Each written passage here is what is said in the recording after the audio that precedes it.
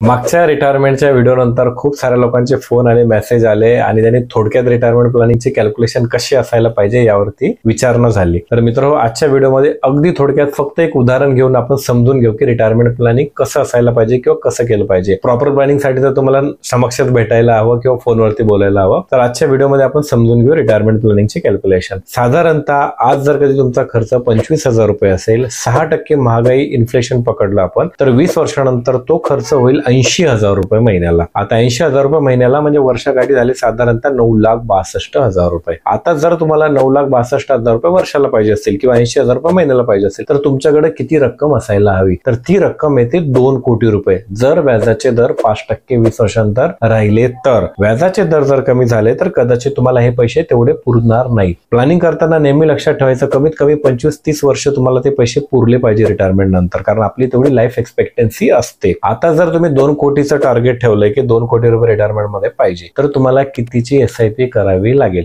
तर ती SIP ची अमाऊंट येते 20,000 रुपये, जर तुम्हाला 12% त्या SIP वरती रिटर्न मिळाले तर। अधिक माहितीसाठी नक्की भेटा। थँक्यू।